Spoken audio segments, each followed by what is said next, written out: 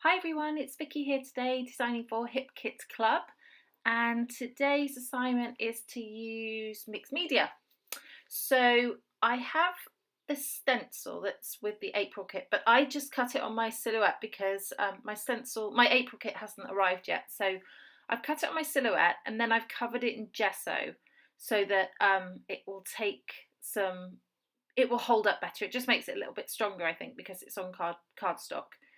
So I'm using some texture paste and I'm just putting some randomly around in the middle of the page. So I'm not doing neat, tidy edges, just doing it around the page randomly. So that's dried, just so that you know my page was pre-gessoed as well, because I'm putting on some sprays here. So I'm taking out the three colours of Lindy's Starburst sprays that we have in the March kit. So I'm putting on all three colours. I'm just spraying it onto the page and then spraying some water on and moving it around. So I put the green on, and I think actually the green's probably darker than I want, but in a bit you'll see that there's some green in my photograph, so I did want to have that green on there. So just some splatters, wipe it off. And then I just go and pull out some other colours from my stash. That's the Well Blue Me Down shimmers from a previous kit, and that's the Prima shimmer spray from a couple of months ago, just to add a bit of extra texture there. So this is the cut file for April as well, with some flowers. They're spiral flowers, and I'm sure that you've seen them done before. You cut them out, you roll from the outer edge and you roll all the way into the middle, and then they just sort of create a little 3D flower. So I'm just doing that. You won't have to watch me do all of those, but I mean, this looks like it was very quick. It took a little bit longer than this, but this is speeded up, so it looks like I'm super speedy at doing it. So I just put some glue on it and hold it down. You could use a hot glue gun there, but to be honest, it sort of stays rolled anyway once it's rolled, so it's not too bad. It's quite easy to glue. I've just got some wet glue on there. So I'm going to skip through in a second, but I sort of swizzle up most of those that you see there. Swizzle? Yeah, maybe. But I'm going to cut through, so you'll just see there. I've done them all, and I've gone back to the page, which is now dry with the ink. So I've pulled out a few Project Life cards and a couple of pieces of cut up cardstock that I had lying around to put behind the photo. I think there's also a tag from the ephemera, from the Heidi Sop ephemera in there. And now I'm just pulling out some things that I think will go with it, some flowers, some little sentiments, and I'm just putting them around the photograph.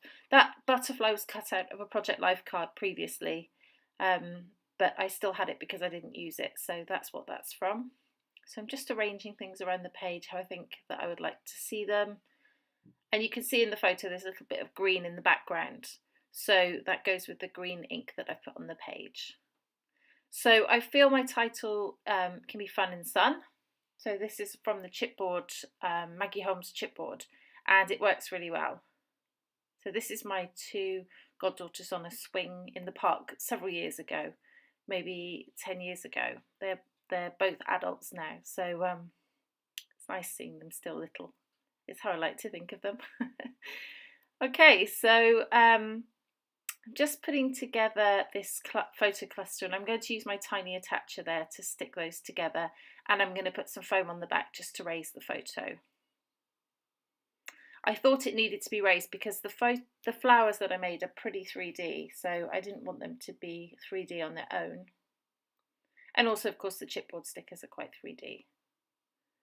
So I'm just sticking everything down.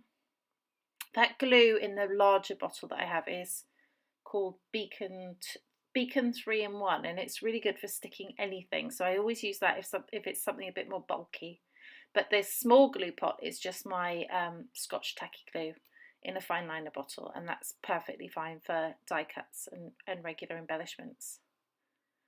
So I also used that beacon glue just to stick down the chipboard because there's quite a bit of mixed media behind there with the texture paste.